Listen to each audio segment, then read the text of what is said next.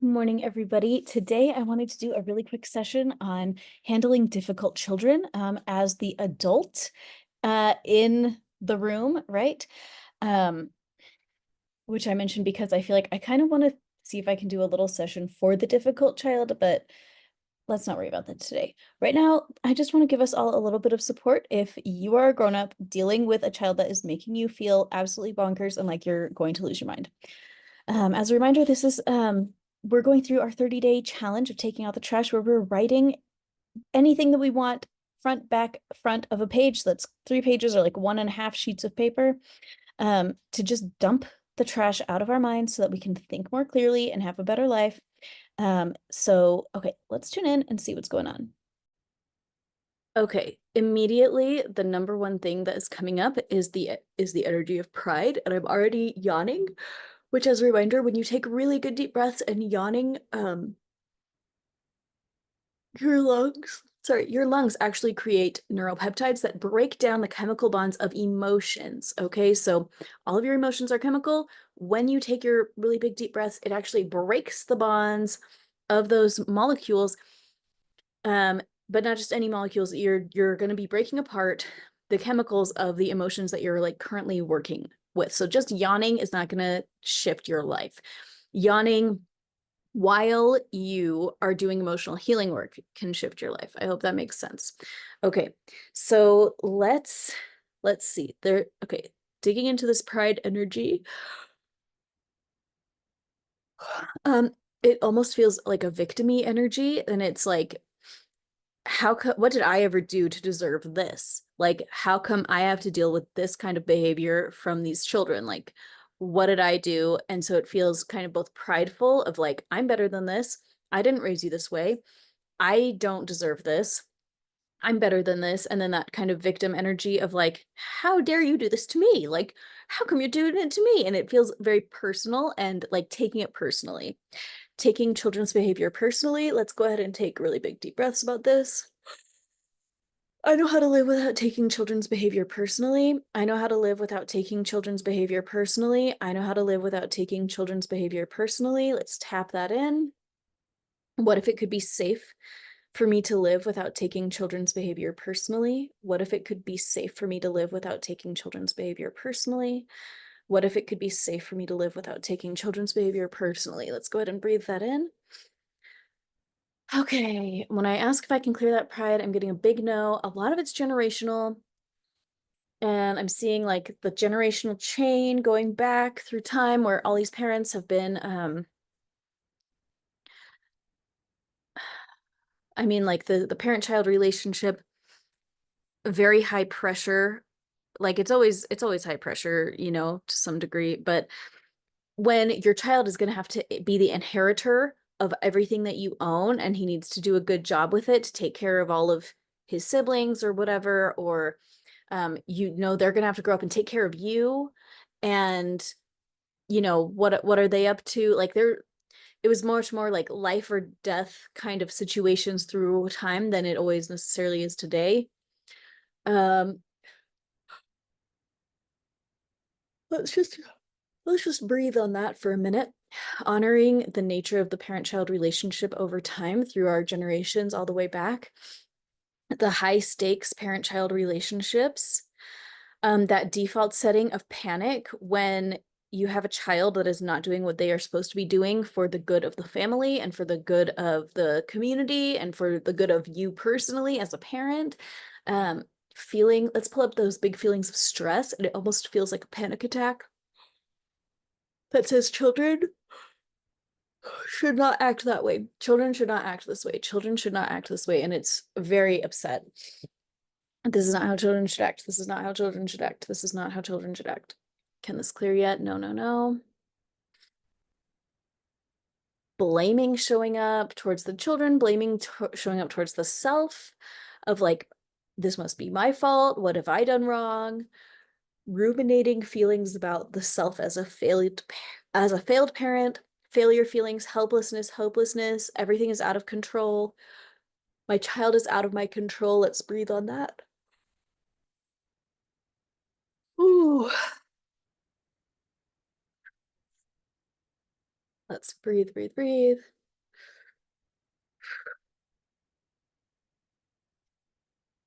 Hey, I'm seeing it looks like two, well, I guess it kind of looks like my artwork up here. If you see that these are like strokes that go out that way, I did not paint this, but it feels like I'm trying to do it backwards. Okay. This kind of shape where it's like where it could be aligned, instead it's like okay, this like cube hanging off of another plane. Um, something's out of alignment and it's almost like it's snapped and shifted. Let's tap on what has snapped and shifted. Let's download God's divine perspective on how to fix this. And just again, I'm not tuning into anybody's personal energy here. This is ambient energy that I'm working with, and it does not apply to you unless you opt into it. So I do not work on anybody without their permission. If you are choosing into this, then it can work for you. And if you are not choosing into this, it absolutely cannot work for you. So just to be clear about that. So let's go ahead and breathe and imagine God's divine power being able to realign the things that have snapped and shifted.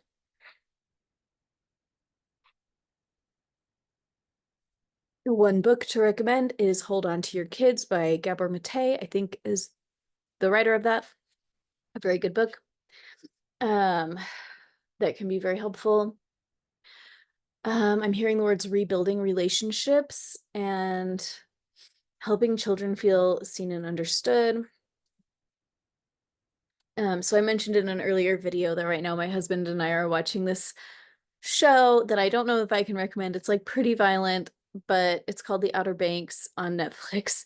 And it's about a treasure hunt. And everybody's very greedy and they're all fighting each other. And we're still in season 1. So I can't vouch for the whole thing. And I also don't vouch for what I've seen so far. But we are watching it. And I talked about the character JJ, who always makes like terrible decisions. And we just saw an episode where he goes to his dad and his dad just like beats the living crap out of him, because he doesn't do what his dad says, you know? And so my oldest son is very cooperative and he's like a really great kid. And he is just really easygoing and kind, and he is thoughtful of his siblings and um very, very responsible. And 2 weeks ago, we told him that he had to go to a church activity and he lost his mind and screamed and cried and had like this whole tantrum situation. And my husband and I just had to sit there and say, like, okay, like he's as big as me now, this son. We are the exact same height for the next month or something before he surpasses me. And how do we handle this kid? And I thought, okay, I guess this is why historically many people have turned to physical uh, exertion to force their children into doing things that they wanted them to do, because once your kid's as big as you, it's like, okay, well, how do I enforce anything now? Actually, like, I guess I kind of can't without resorting to these last resorts, right? Which for many people over history was the first resort because it's the most obvious resort. And in the end, we just kind of, my husband and him just like yelled it out. And um in the end, my son did not do the thing. And so we grounded him for a day. He wasn't allowed to be with his friends. It was originally a week. And then we like talked it out and shortened it up. But we had to sit down and talk to him and say, okay, like, we're your parents. How are we going to navigate it when we have things that it's important to us that you do these things, and then if you don't do them and then like cry about it and like run away and hide like a small child, how are we supposed to handle this? And so we're still kind of navigating that with my oldest. um and I know that I'm really blessed that my oldest is a kid that I can have that conversation with, because I have other kids that they're either too young or too whatever to have that kind of conversation with. Like, it's not even a possibility. um I bring it up because, as parents, we deal with all kinds of different situations with our children that we never expected. And even children that are pretty predictable can sometimes surprise us. And I think at the end of the day, the most important thing is just making sure that all of our parenting decisions are guided by our creator, which is easier said than done in the moment, right? Like in the moment of the surprise tantrum, and you're going to be late for this event and they have to drive for an hour, as was the case on this other night. um I don't know, you've just got to do your best and tune in and ask our creator, what do you want me to do here? And realize that it's not like there's this set right way of doing it all the time. It's all so custom and personalized. And I mean, just like us, like I'm a different person on no sleep than I am when I have had plenty of sleep, and so are you. And you are a different person when you've had enough to eat versus when you're super hungry and your blood sugar is low. We are all different people all throughout the day, and so are our children. And all we can do is tune into our own bodies and do our own best to make sure that we're not the one running on no sleep and no food. We got to make sure that we're doing our best to stay connected to our creators so that we can ask those questions in the moment and say, okay, how do I handle this? How do I handle this with my child, and practice listening. And that's part of what this 30-day challenge is all about, because we're taking out the trash in our brains so that we can focus better on the actual important stuff. Now, yesterday I talked about how I cleaned up my kids' room and tossed a ton of their stuff, which again, I don't recommend doing for like a bigger kid, but the girls that I'm doing, they're 6 and 3. So they're still like very little. I would not do that for like my 14-year-old, he's 13. But anyway, uh, when it came to that room, having things taken out made the room so much more functional. And as we take out the stuff in our brains that doesn't belong there, it makes more literal space for additional revelation and additional insight that we can't receive right now because we're ruminating on this weird stuff that happened 20 years ago. We are worrying about what's going on tomorrow or tonight or the next day. We're wondering what that person thinks about me, and did I come off weird when I said this in this context, right? We get so caught up in the thoughts of our minds that there's not the empty space for God to show up and say, this is what I need you to do. This is what is going on. Okay. So take out the trash of your mind. Um, this is one of the most important things that we can do to open up the space for additional insight. Thinking about my daughter's room where it's just been covered in like little pieces of trash. They love to make fake money and they cut up all this paper and like throw it all in there. And then it's like paper everywhere and like little trash. And they found a string on the road. Like, let's keep it forever.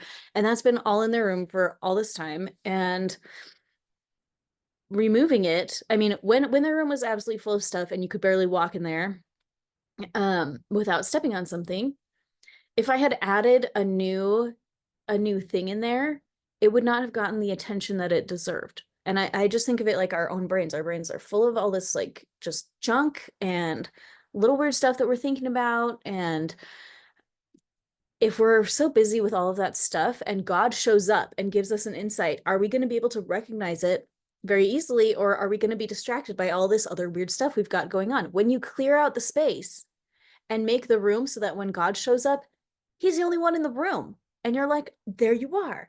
Perfect. And you can just listen clearly. It just changes the vibe. It just changes all of it. Last night when I put my little girls to bed in their clean, beautiful room, that they were so happy about. My one daughter wanted to sleep on the floor because she actually could, so that was very exciting for her. But I thought, man, now that there's just us and this room, it's a lot easier for them to like pay attention to me and for me to pay attention to them without getting distracted by all of this little junk everywhere. And that's what we need to do with our brains, because that is what we need to do to heal everything in our lives. But especially when it comes to our children and handling our children, the more uncluttered we can make our own brains, the more easy it's going to be to tune in and say, okay, God, how do I handle this in the moment that your child shows up and says, actually, I committed to do that and I'm not going to do that now. And everybody's counting on me and I'm not going to show up. In those moments, we have to tune in and and be ready to listen. And the way that we do that is by taking out the trash. Okay, that's enough for me. Okay, I hope that you have the best day. I hope this was helpful to you. Come hang out on Facebook, Intuitive Healing with Ellie Doucette. I'll put some links below of, I don't know, anything that I think of to put there. Have a good day. See you tomorrow.